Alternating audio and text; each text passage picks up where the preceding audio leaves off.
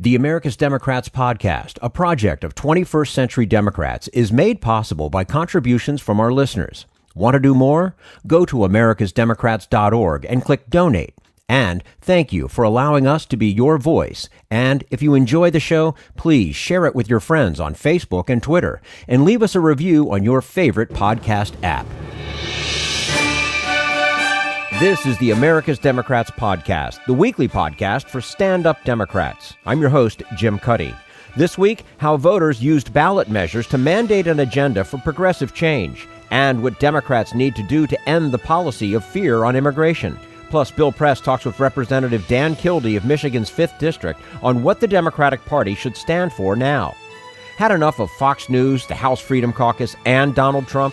If you want the facts that you won't get from them or from the fake news sites of the alt-right, then stay tuned. Our sponsor, 21st Century Democrats, works hard to get everyday Democrats involved in returning our party to its roots and to success at the ballot box. Sit back and listen, then stand up and fight. And follow 21st Century Democrats on Facebook for all the latest progressive news. We're glad you can join us. Across the country, voters used ballot initiatives in the midterm elections to take democracy into their own hands. Our first guest says it's a story about progressive change that still needs to be told. And we say hello to Melody Fields Figueredo, who is Executive Director of the Ballot Initiative Strategy Center, joining us today on the America's Democrats podcast. Chris, thank you so much for taking time to join us today. Oh, thank you so much for inviting me. I'm happy to be here. Well, we're happy to have you with us. So let's head right into it. We're talking ballot initiatives. Was this election a good one for progressive ballot initiatives? Absolutely. Once again, ballot measures are the untold story of our democracy, and they remain a bright spot. Voters across the country used their power to vote for the progressive agenda.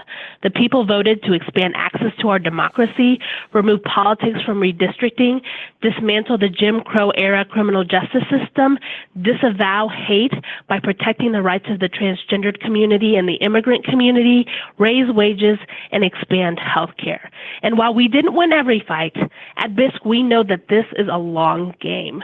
Even the campaigns that lost built powerful coalitions that engaged and inspired a new generation of grassroots leaders who see ballot measures as a real tool for change. And this is how we build power. BISC has been at the front lines for 20 years, and we are so proud of the work we did to support our partners in the ground, and now we have to defend and implement the will of the people. We're celebrating, and we know that the work continues so we can have an equitable and just society. So we are really excited about the outcomes of the elections this year. Now, the ballot measure in Florida to restore voting rights is getting a great deal of attention, as it should. Some analysts have even called it the most significant result of the night. Why is this measure so important? This measure is about 1.4 million of our brothers and sisters who now have access to the freedom to vote. They had to win 60% to get this win in Florida. That is absolutely significant, and they got above that. Right now, returning citizens can only get their right to vote by asking clemency from the governor. And this is absolutely a remnant of Jim Crow to disenfranchise people of color. This is 2 centuries of white supremacy that are now starting to crumble. This is about freedom, it's about dignity, and it's about justice. 40% of Black men will now have the right to vote in Florida. This is about second chances, and this is about transforming the state of Florida, but this is going to have a reverberating effect all across the country. I mean, you know, when somebody has paid their time, right, paid their debt to society, it's only fair they should be allowed to vote. So, when a debt is paid, a debt is paid. That has been the message of the campaign, and that is clearly the message that Floridians sent on Tuesday. Mm-hmm. Now, several other initiatives addressed voting rights, such as measures that will impact gerrymandering and voter ID laws. What happened, and will these measures make a difference in allaying concerns that the right to vote is being suppressed in the United States? I think we have a really good roadmap. I've been working for voting rights and democracy issues for the majority of my career, so over 15 years. And I really like to say that we're the fourth branch of government, and ballot measures are our tool to exercise our power.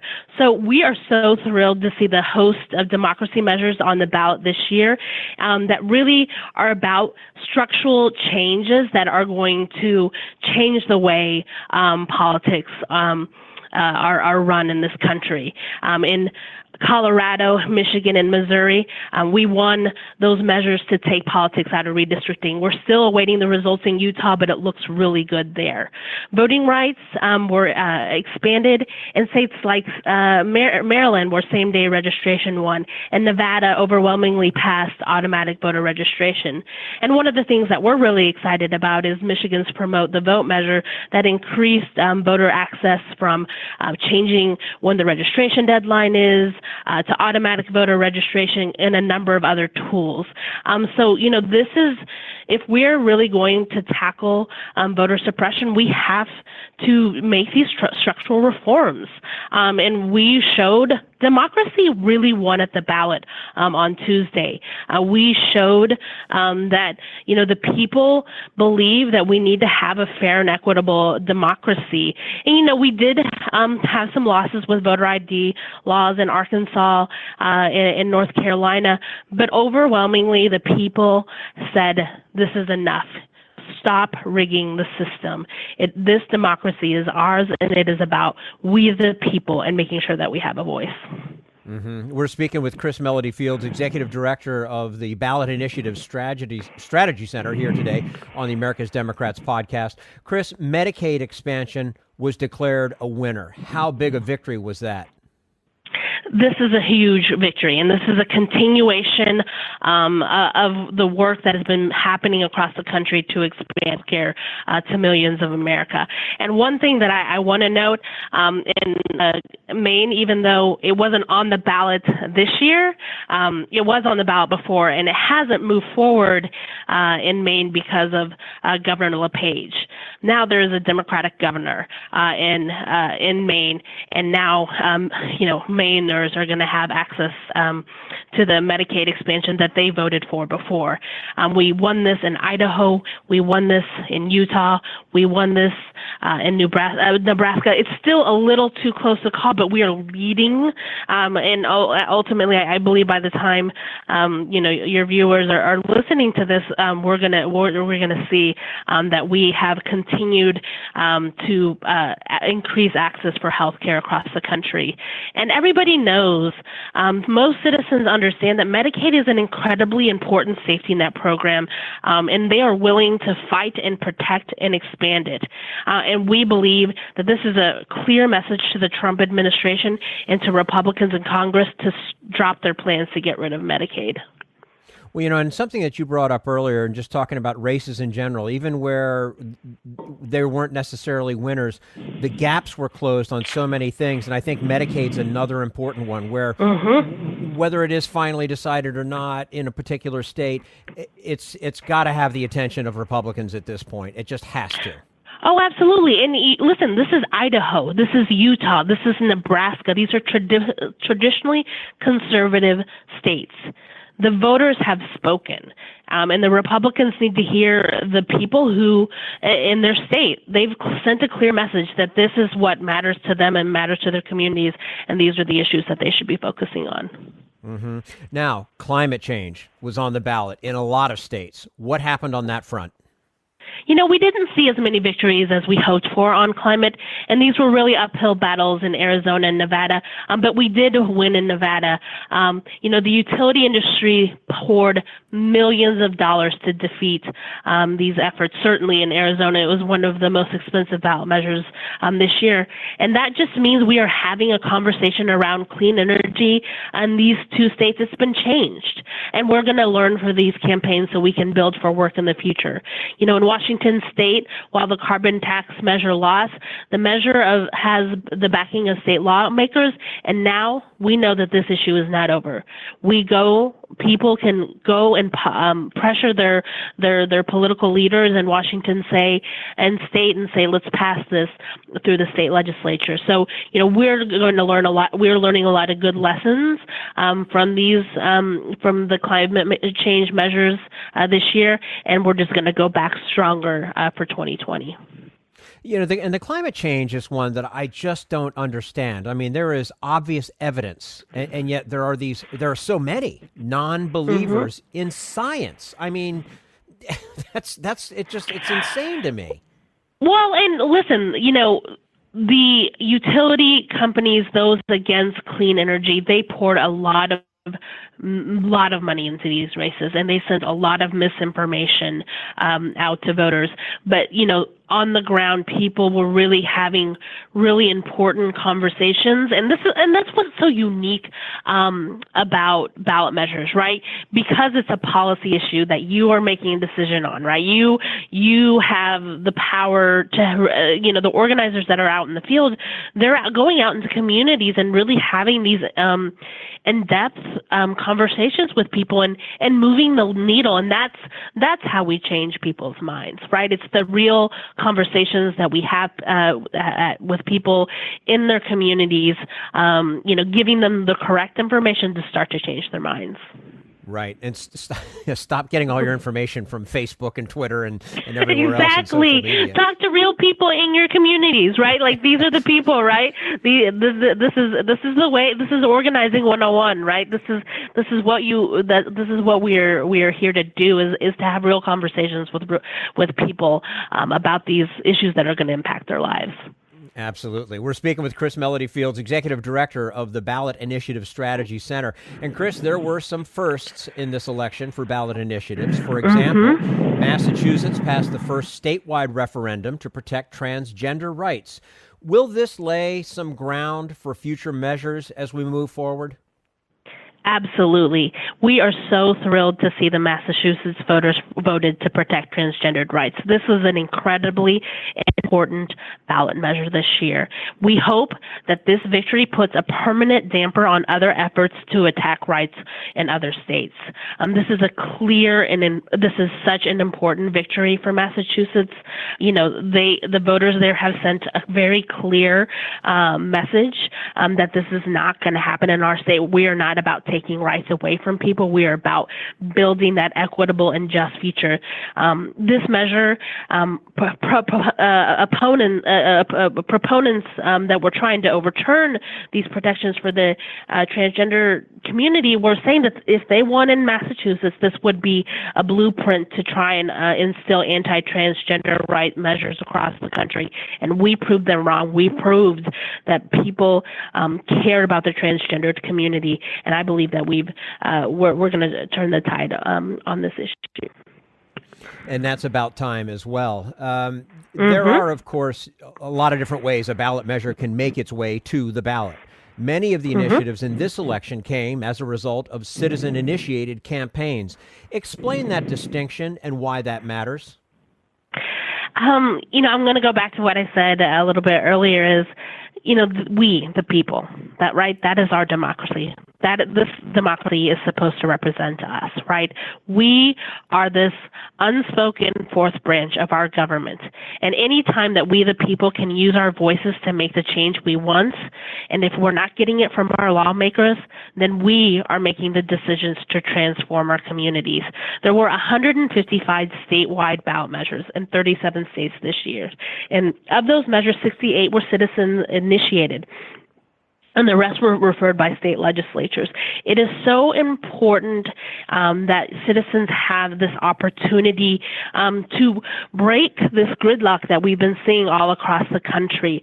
They are sending clear messages to the people who are supposed to represent us that this is the future that we want to build.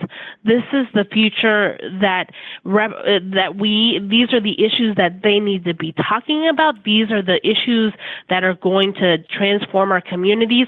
These are the conversations we need to be having as a country. So it's so incredibly important that we have the tool of ballot measures, that they are citizens initiated, to send a clear message to our politicians that it's about we the people. This is what our democracy is about. You've got to be feeling pretty good heading towards 2020. Absolutely. We really believe what we saw in 2018, what we saw in 2016, what we've been building. Like I said before, BISC has been around for 20 years. And we have been really focused over the last several years to work with our partners on the ground to build a roadmap to victory to 2020. We have the framework. We have the organizing that's happening. We have the coalitions that are being built. We have the voters that are engaged and are excited. And we believe that we are heading towards victory in 2020. I can't wait to see what the future holds. I really believe in the power of the people. It's why I got into politics. I'm from Texas. I grew up at a time when, Ann Richards, when I was a little girl, Ann Richards was our government. And then I started to see the shift in my home state. But now I see the shift happening in my home state again, where, although Bethel lost, we won really important congressional seats there. So I think there is so much that is being built across the country. Progress takes time. I know people are frustrated, but everyone should be excited about what happened this week during the elections. We are building the roadmap to victory, and I really believe ultimately that we, the people, are going to win. Amen to that. Melody Fields Figueredo, Executive Director of the Ballot Initiative Strategy Center, joining us here today on the America's Democrats podcast. Chris, thank you so much for your time. We look forward to having you back again with us soon and talking about more victories down the road. Absolutely. Can't wait. Thanks very much. And this is the America's Democrats podcast, the weekly podcast for stand-up Democrats.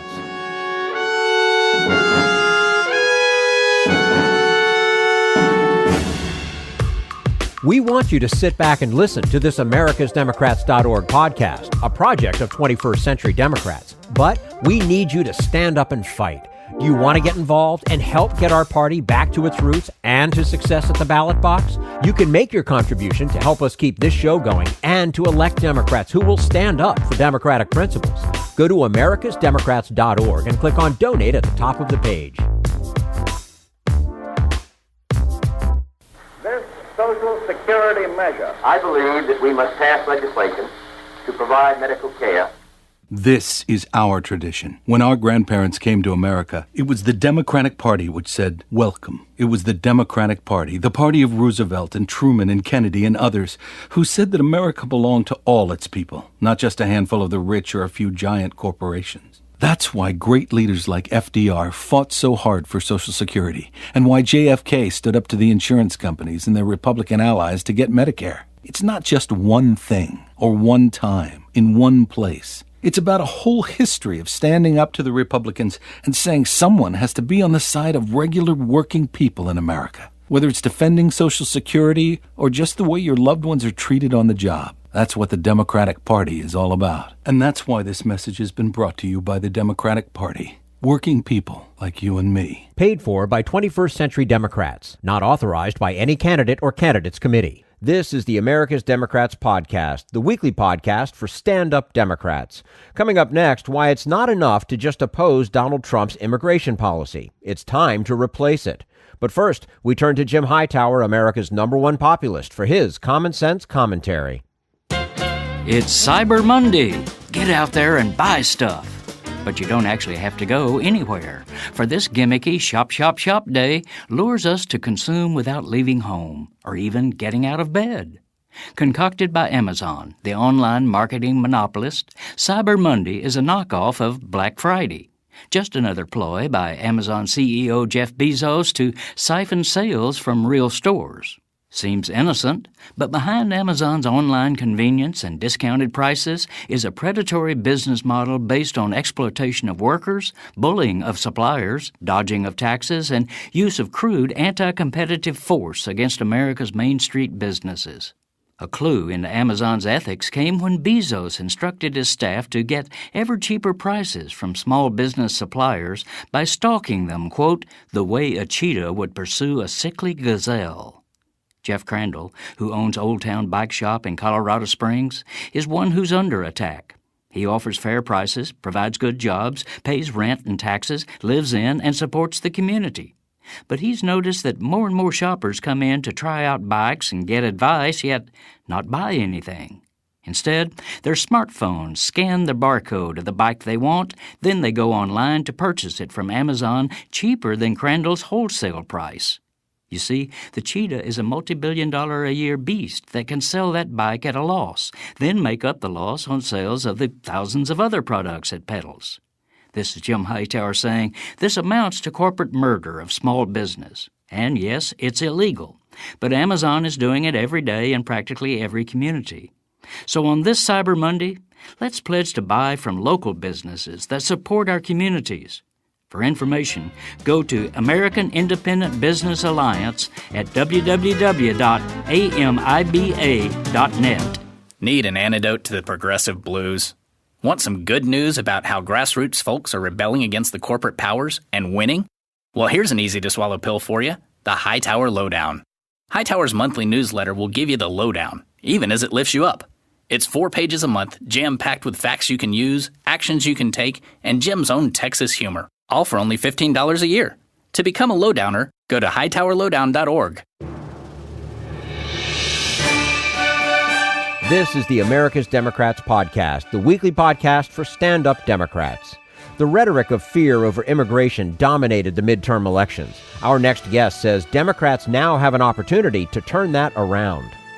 And we say hello to Justin Gest, an assistant professor of public policy at George Mason University. His teaching and research interests include comparative politics, immigration, and demographic change.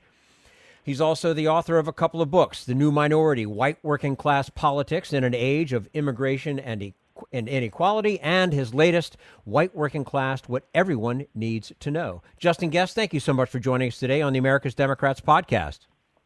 My pleasure, Jim. Nice to have you with us. Immigration was a huge issue in this election and will likely continue to be so going forward. Democrats have largely positioned themselves as against Donald Trump's policies. Is that going to be enough for Democrats going forward? No, I don't think it is. I think ultimately, and particularly once you have leadership and control of one of the chambers of the legislature, it's on you to actually create new policies. You can't just simply oppose. But I think that, the Democrats have also lobbed a few of their own ideas that I think also kind of distracts from what the party's mainstream is looking for.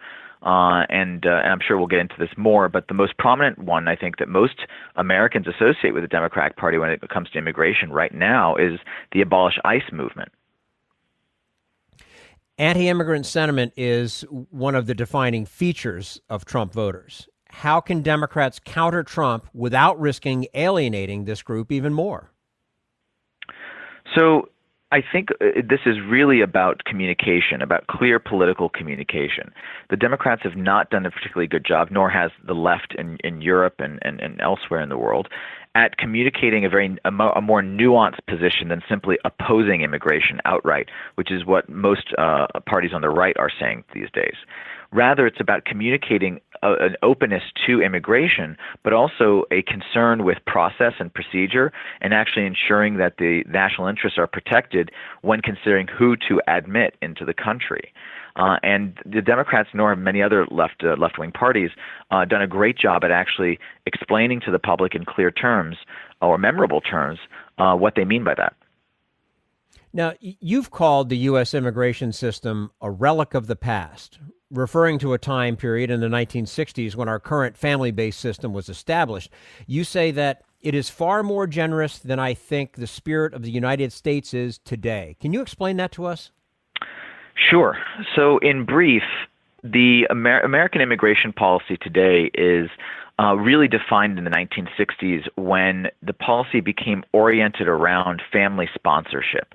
So a wife moves to the United States and manages to sponsor her husband to come with her, from their country of origin, say Korea, or a family from El Salvador comes to the United States without their children, and they sponsor to bring their children with them.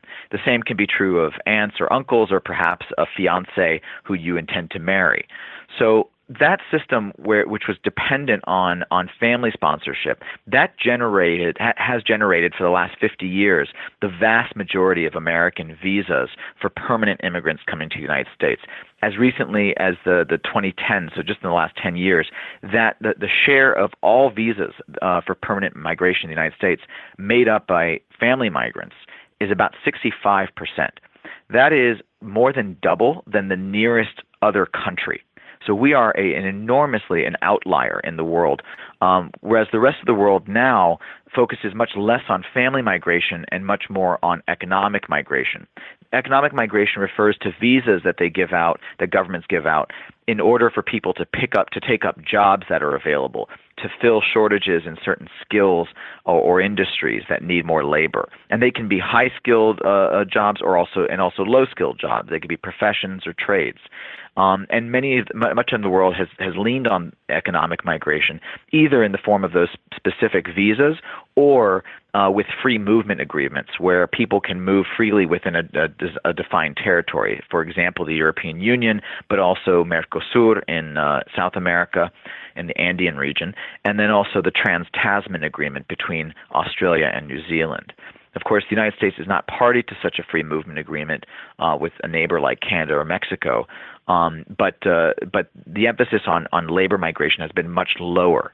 The United States' emphasis on refugee migration has previously been higher. That has dwindled drastically under the Trump administration.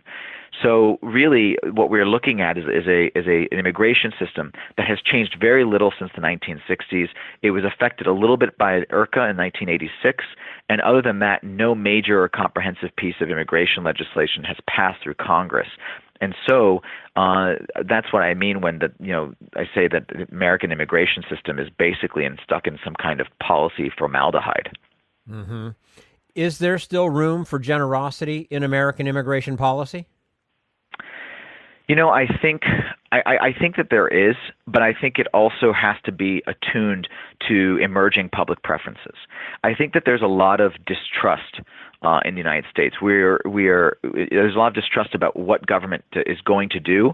From the right perspective, Americans distrust the right in the treatment and the humane treatment of immigrants. And I think, judging by the Trump administration's family separation policy and the denial of asylum consideration in some cases, and the lags in naturalization applications, I think that people have a reasonable reason to distrust the Trump administration's accountability.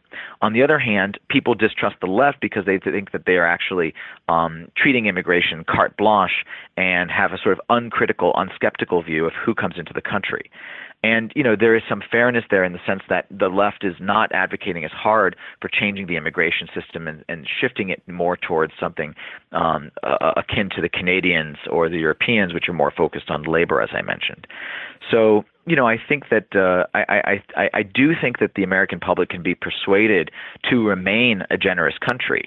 However, it just has to be clear that the national interest is actually being considered in the process. Mm-hmm. Now, the situation we have now, a caravan of migrants making its way to the United States. Who are you counting on to make the first move to avoid what could be a deeply polarizing conflict for our country? Well, when you say conflict, I'm assuming you don't mean a violent conflict, because the caravan is unarmed. It's really I would absolutely hope not that there would be any sort of although the president is putting troops down on the border, they're putting wire up. I mean, they are almost enticing violence.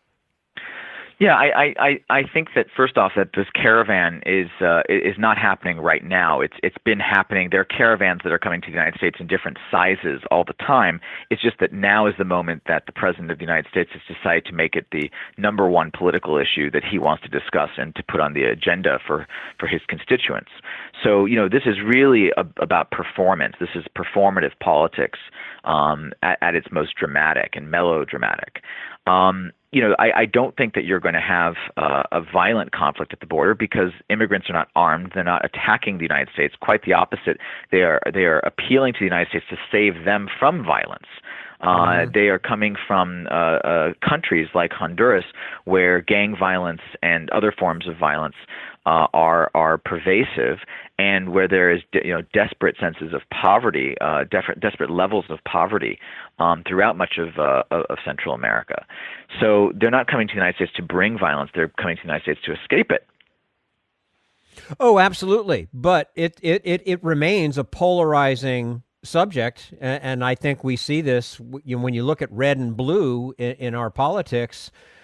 I don't understand why any American can't understand what these people are going through, what they're trying to do. They don't want to harm anybody. They want a job. They want a place to live. They want a roof over their head. And yet, where is that generosity in American immigration policy and just in Americans in general? Well, I think that the political right in both the United States and also in Europe has done a very effective job of somehow vilifying and demonizing refugees. People think of refugees suddenly as opportunists, when actually that goes completely against what a refugee is. A refugee is someone who is not opportunistically coming to a country. They're coming out of as a last resort. They don't want to leave their country. They're doing so involuntarily. Others are claiming that these are people who are masquerading as legitimate refugees, but in fact, they're simply economic migrants. And really, that's generally speaking untrue. There are, of course, certain people who are committing fraud. There's fraud in every industry and with every government benefit available. But to say that that characterizes the vast majority of people who are appealing to the country for asylum is simply hyperbole. It's really far-fetched. Now, I think a much more technical matter is whether or not immigrants from Central America actually qualify according to the international definition, the United Nations definition for a refugee. That is a more technical legal matter, but the United States has plenty of infrastructure, judicial infrastructure, to actually adjudicate these claims to refugee status. And where immigrants are deemed to not qualify for refugee status, they are sent back to the countries from which they came. And that is a system that has been in place for decades, and it is a system that has effectively adjudicated thousands of claims over the last few years, under the Trump administration and before, very effectively. So, militarizing the border and drawing attention to this is not because there's any policy dysfunction right now. It's simply a way of dramatizing a situation that has existed every day for the last several decades. All about the midterms? Oh, for sure. I mean, this is well, to be fair, Donald Trump has been focusing on immigration as a factor for his political life. However, the focus on the caravan is certainly for midterm purposes. There have been caravans before. There will be caravans again in the future, and this is basically a regular occurrence at the U.S. southern border. Okay. Justin Gest, Assistant Professor of Public Policy at George Mason University, joining us today on the America's Democrats podcast. Remember, he's the author of a couple of great books. He got The New Minority, White Working Class Politics in an Age of Immigration and Inequality, and his latest, White Working Class, What Everyone Needs to Know. Justin, thank you so much for your time today with us, and we do appreciate it. Hope to have you back again with us soon. Anytime, Jim. Thank you very much. This is the America's Democrats podcast, the weekly podcast for stand-up Democrats.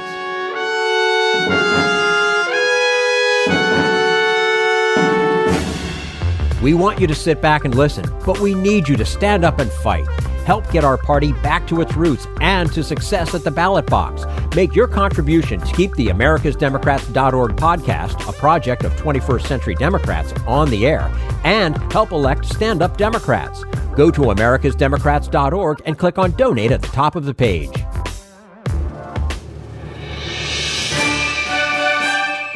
This is the America's Democrats podcast, the weekly podcast for stand-up Democrats. And now Bill Press talks with Representative Dan Kildee of Michigan's 5th District on what's next for progressive Democrats on Capitol Hill.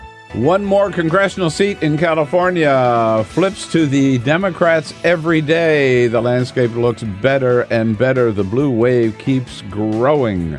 Hey, what do you say, everybody? Here we go on a Wednesday, November 14, the Bill Press Show. Good to see you today.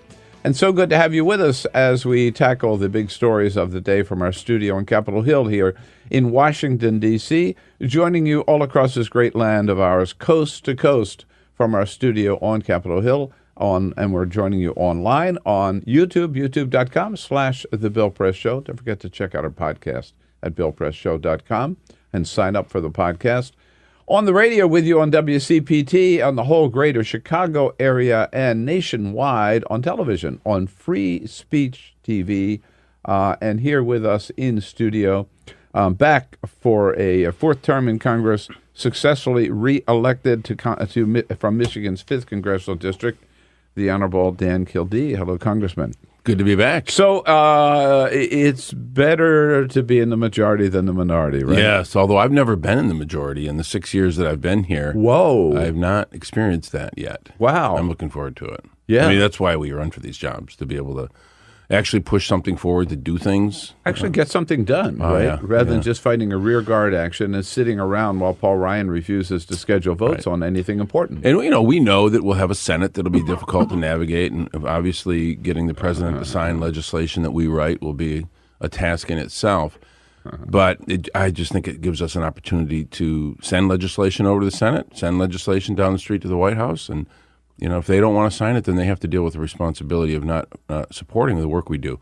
So the outlook, the number that I saw just before I came in, now the House is at 229 Democrats to 199 Republicans. That is already a pickup of 34 seats, with 7 seats nationwide still undecided. So we could go up to 37, maybe even to 40, who knows? That's pretty significant, isn't it? It's very significant. It's particularly significant given the wall that we were up against with the district maps that are drawn in such a way that makes it really difficult. Michigan is a good example. We picked up 2 seats that were drawn to be Republican seats. Right. We won those. So we're at 7 and 7 from Michigan now. Is that right? Yeah.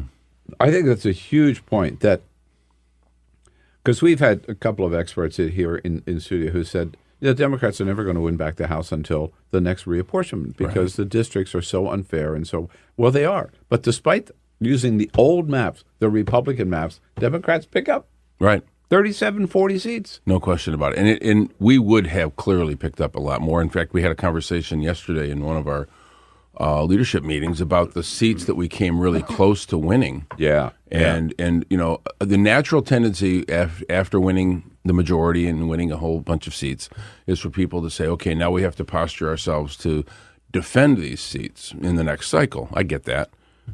We're not taking that approach. Our view is there are more seats that really we can win, we should win. And then, of course, in some states, like Michigan, we passed redistricting reform by referendum. So in the 2022 cycle, we'll have a new set of maps that are not based on the advantage of one party or another. So I think there's a real opening. You could even expand it maybe. It's possible. In 2020. It's possible. Right. Yeah. And when you look at where, you mentioned picking up 2 seats in Michigan, but picking up 3 in Northern Virginia, right? Yeah. Picking up, flipping, I think it was 2 in Texas. Right. 1 in Oklahoma. I mean, Kansas, 1 in Kansas. Some of them we didn't even expect, like the one in Oklahoma. That was really a surprise. Amazing. And we might even still get the seat in Utah. Yeah, it's still up in the air. I mean, Donald Trump already declared it lost to the Republicans. I guess we should give up on that because the president said so. Okay. All right, so let's get it right up front, out of the way. Who's the next Speaker of the House, and who are you supporting? I believe it'll be Nancy Pelosi. And, absent somebody else running against her, I'm certainly going to support her. And I say that somewhat facetiously. But it is a point that with all this talk about is she in trouble, everybody's, well, who's running against her? We've asked that question so many times, and I say, well, nobody yet, but we'll line up all of our votes, and then we'll get somebody to run against her. It doesn't work that way. It does not work that way. And in fact, it's very frustrating for me because I am a person who has been anxious to find a path forward for myself and for some newer members to be in positions of leadership. So I'm not bought into the idea that we should have the current leadership forever, but we have to be honest and practical about this. In January, we're going to be in the majority. We should be really focusing on what we want to do and who can best help us navigate the path forward to get those things done, and not buy into this sort of notion that it's all about personalities. It's not all about personalities. Where I work and where I live, it's about what we can get done. And I think there's just too much conversation, sort of buying into the notion that has been built that she is the problem, which is a construction of the Republican messaging machine. And I was on one of the news channels, Fox News, the other day, and they said, well, she only has like a 30... Morning Joe not so long ago. Yeah. But they said, well, she's only got like a 30% approval rating. What's Chuck Schumer's approval rating? What's Mitch McConnell's approval rating? What's Paul Ryan's approval rating? The very... The notion of these positions is not to become a popular national leader, because that's just not the role. Leadership is the act of sometimes disappointing people at a rate they can absorb. Mm-hmm. And real leadership, I think, does mean you have to sacrifice popularity in the name of actually getting things done. So I just don't buy the notion that she is the problem. I think we have a bigger problem than that as a party, and it has to do with what we stand for and whether or not we're actually going to push an agenda that's based on what people in this country really want to see us do, not who gets to stand in front of the camera. Right. So you didn't answer the question directly. Today, are you a vote for Nancy Pelosi? I am. Yeah. And Nancy and I are good friends, and we're both former Democratic chairs of California. That's right. But I also would love to see some new young leadership in the Congress. For sure. And at the same time, you got to admit, Nancy worked her ass off for this. She did. Raised so much money and helped so many candidates. And I think this message of the Republicans that, oh, God, no, Nancy Pelosi trying to make her the boogeyman of it's kind of gotten stale. It's not working anymore. It's kind of old. Yeah. So there were a couple of arguments that were being advanced by some of the opponents of Nancy. One, which is really kind of an interesting argument that we still hear echoes of, is that we will never be in the majority as long as Nancy Pelosi is the Democratic leader. Well, I think we're in the majority. I think, Okay, so much for that argument. So, Nancy herself, in an LA Times interview about 2 weeks ago, I think, indicated that she knows that this is not something that she's going to do forever, that she sees this as a transitional, that's her term, not mine, speakership.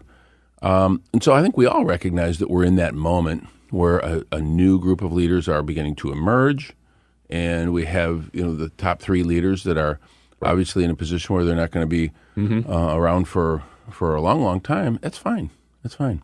I just think when we go into a fight with Donald Trump, we better put our best players on the field. Right. And I have seen her navigate really difficult situations, really tough fights, and I feel pretty good about her in that case. Yeah. There would be no Affordable Care Act without Nancy Pelosi. There wouldn't. I think they could just flat out. That's a fact, right? Yeah. Even Rahm Emanuel was trying to talk about when they got in a little trouble. He ought to drop this baby, huh? And Nancy said, no, over my dead body. The other part of it that's frustrating to me, and these are friends of mine. They're all friends. Right. That's one of the problems with these leadership struggles. Sure. Everybody's a friend, and they're all good people.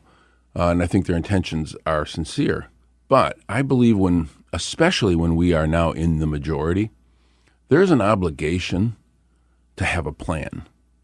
When you're in the minority, you can just throw a bunch of stuff at the wall and see what sticks, and if it doesn't work, what have you lost? Yeah. In this case, I think there's a lack of responsibility in saying we're going to stop her, but we offer absolutely no alternative other than somebody will emerge. Yeah. Well, if that somebody will emerge, what does it say about that somebody if their weakness is that they're unwilling to challenge Nancy Pelosi right now? Yeah. Yeah. I mean, is that the person we want to have as the speaker? Right. If they're not willing to take on Nancy Pelosi, do we expect that they're going to be able to take on Donald Trump? Yeah, very good point. Yesterday, the number 2, Steny Hoyer, issued a list of 155 Democrats who are supporting him for what's Majority Leader. Majority Leader. Right. So, yeah, I was confused between whip and Majority Leader. That's not 218. Or no, he doesn't need 218. He doesn't need it. He needs a simple majority. That's the difference between the other in positions. the caucus and And so for whip, for caucus chair, for all the other positions, a simple majority of the caucus. Does 155 do it? Yes. For him? Yeah, because at most we're going to have 235 or so. Got it. So, right. Yeah, that'll do it. And so the only challenge then is to Jim Clyburn from Diana DeGette. DeGette. I always get DeGette from Colorado. Yeah. Yeah.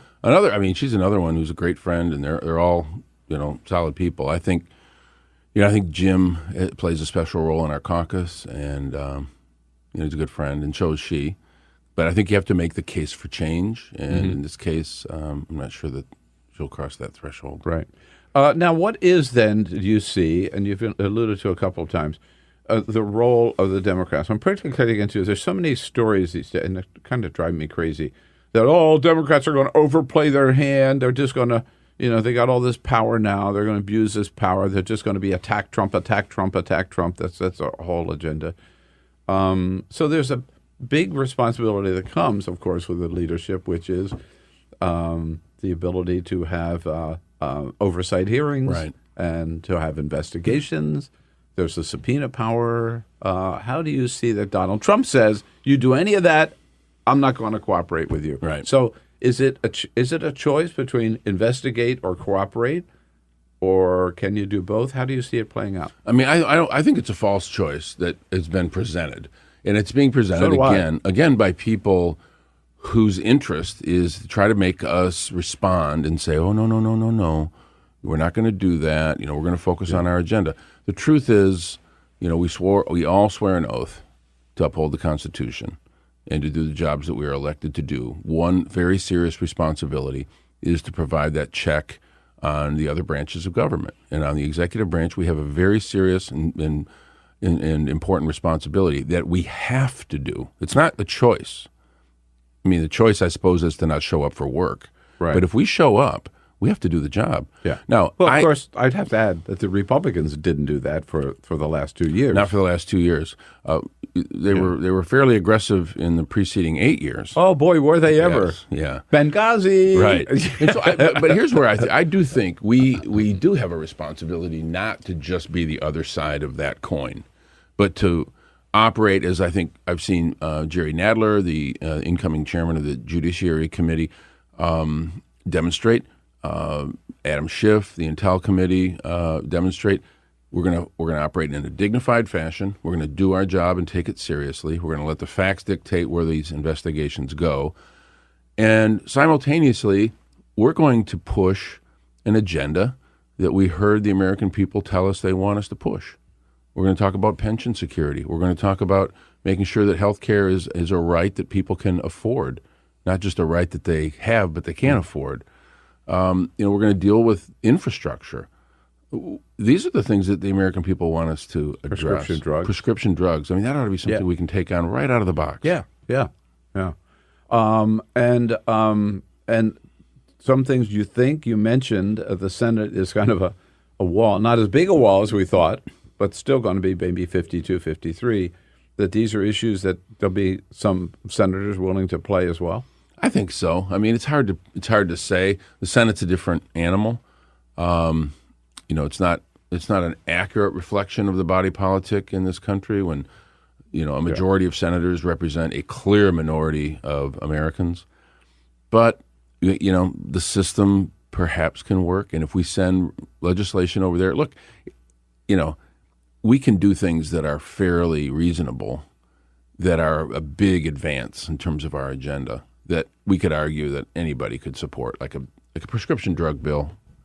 Who's going to vote? I mean, who can justify that, not supporting allowing the United States government to negotiate for the best price for American citizens on prescription drugs. Do you think there's any prayer of, well,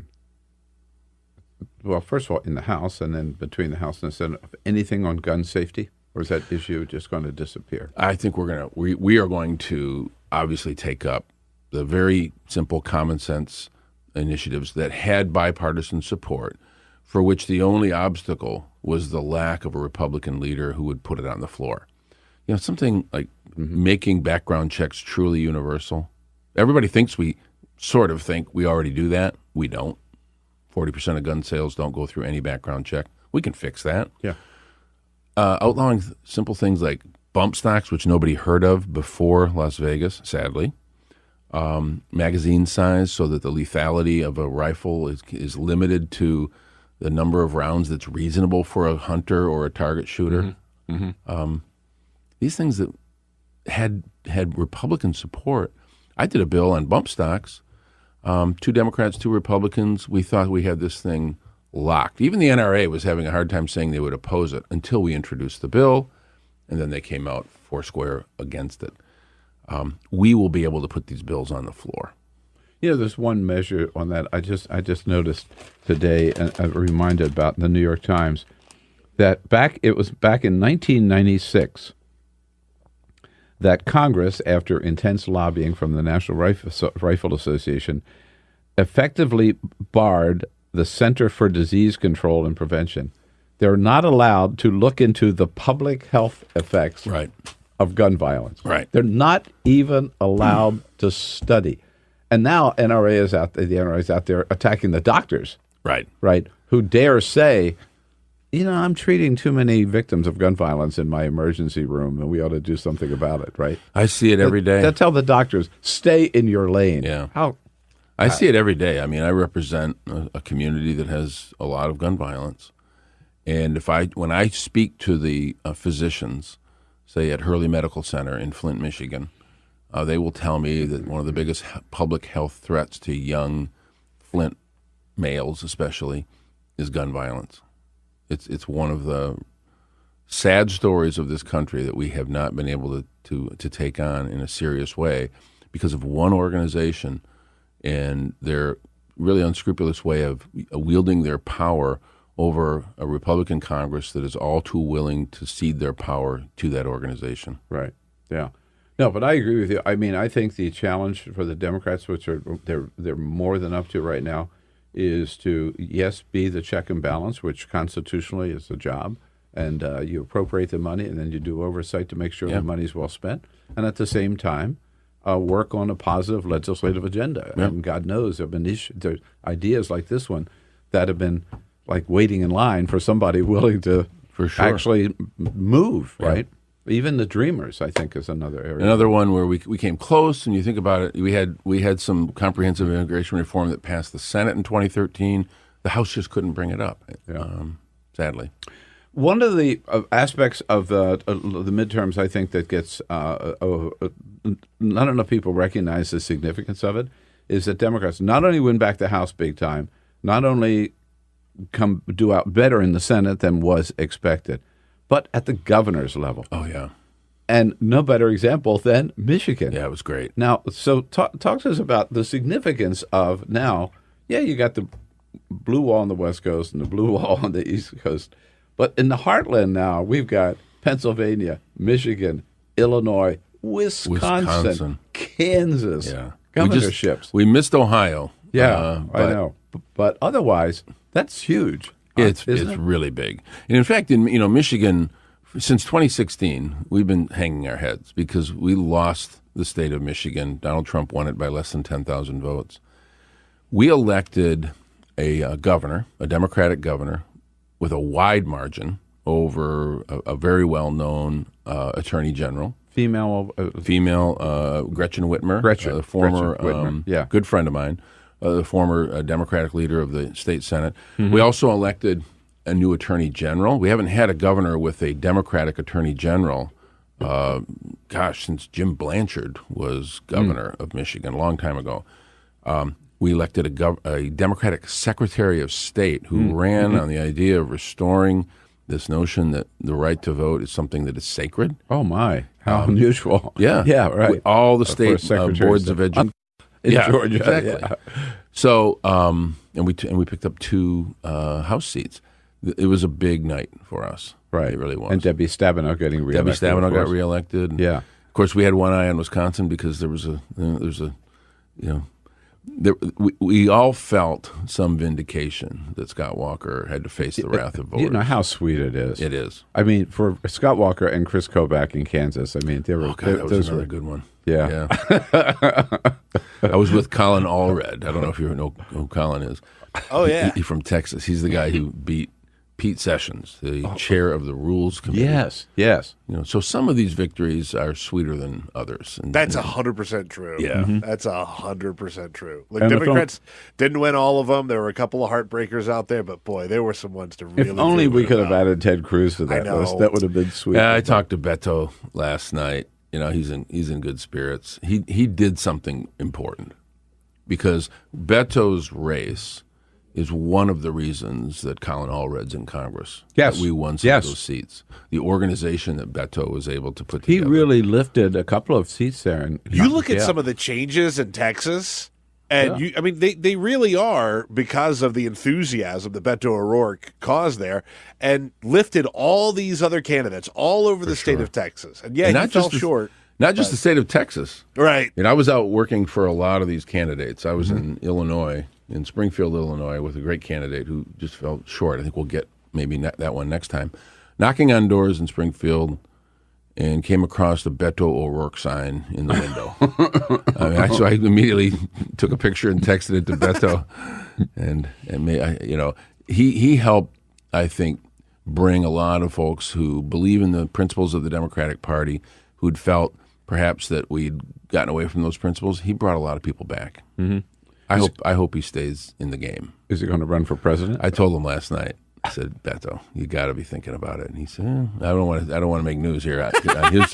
But he didn't say no, so I'm going to keep pushing him. But I think he'd be a great candidate. He would be. And what's amazing is that people are talking, you and others, friends of his, and across the country, people are talking about him, even though he didn't win. Yeah. Right? Yeah. But he certainly has that appeal, and he's an incredible candidate. And by the way, so there are, 294 counties in Texas? I think it is, there's a right? bunch. There are only 99 in Iowa. That's true. A lot easier to get across all of Iowa than Texas. Yeah. Once he's done Texas, it puts some more miles on that pickup truck or the whatever. I came into Congress with Beto, and we talk about him now, but a lot of us who've been working with him have noticed how remarkable he is from day one. He's true to himself. He is just I think an exemplary public leader, not just public official, and I hope he does take a close look at it. Plus, the amount of money he was able to raise was $70 million. In 1 quarter, he raised $37 million. Yeah, I mean, this is presidential level fundraising. Got almost 1 million donors, and no PAC money. None. Almost 1 million donors. It was people driven, the whole thing. Right. And that doesn't even tell the whole story, because what he had on the ground, the kind of people he was able to energize, and literally the foot soldiers, is the reason that this ruby red state of Texas was a nail biter in a Senate race. That's extraordinary. Right. Yeah. So when does everything get started? The leadership elections will be held later this month. I think is early after Thanksgiving. After Thanksgiving. Okay. As early as I think the 28th or 29th. Right. We passed a rule a few months ago saying we wanted to wait till after Thanksgiving. And the chairmanships are more or less decided, right? Yeah. The chairmanships, there is a process, but the presumption is that the ranking members, none of whom are retiring, will become chairs of those committees. Right. So we're talking Adam Schiff, Intelligence, Jerry Nadler, Judiciary, Elijah Cummings, Oversight. Nita Lowey, Appropriations. Maxine Waters, Financial Services. Right. Donald Trump's worst nightmare. Oh, yeah. And Steve Mnuchin's worst nightmare. Yes, absolutely. Right. And so, ready to hit the ground running January, 3rd or whenever y'all come back, right? We're pretty excited about putting legislation on the floor. That's why I think all of this, and I don't mean to minimize it because it's important, but the focus on the personalities is too much. I think what we need to talk about is what we want to do. Mm-hmm. And once we know that, figure out who the best team on the field is to advance that agenda. At the end of the day, whoever we elect as Speaker is going to be the target of the Republican messaging machine. So we may as well just accept that and find the person who's tactically and strategically the best person to lead us through these next 2 years. And I say this somewhat facetiously, the fact that no one else is stepping up says something. But I don't see another person right now that would do it that could get 218 votes. And finally, as long as the deal is a good deal, are Democrats willing to cooperate with Donald Trump? For sure. I mean, there's a responsibility that comes with this job to actually move things forward. I'm done with noble defeat as Democrats. Sometimes it seems as though we fall in love with the notion of the nobility of our righteousness in loss. Yeah. I don't want that anymore. If we can put legislation together that helps fix America's broken roads and beat up old cities, and Donald Trump will sign it, I'll take it. As long as it's a good deal. Good deal. Yeah, right. Absolutely. Hey, Congressman, good deal for you. Yeah. Again, it's great to have you here for another 2 years, and we'll see lots of you. For sure. Right? So go get them, and good luck in your own leadership challenges, too, here. All right? We're going to see your name in headlines. You never know. I never know. We're with you. That's all for the America's Democrats podcast. Thank you to all who made today's show possible. Chris Melody Fields Figueredo, Justin Gest, and the entire Bill Press team. And thank you for listening. If you liked what you heard, please get involved in our efforts to keep this show going and to elect Democrats who are bringing the party back to its roots. Go to americasdemocrats.org and click on Donate at the top of the page. And be sure to find 21st Century Democrats on Facebook and Twitter, and leave us a review on your favorite podcast app. For the America's Democrats podcast, I'm your host, Jim Kildee. We want you to sit back and listen, but we need you to stand up and fight. Join us. Support the americasdemocrats.org podcast, a project of 21st Century Democrats, and help elect Democrats who will stand up for democratic principles with your contribution today. Go to americasdemocrats.org and click on Donate at the top of the page.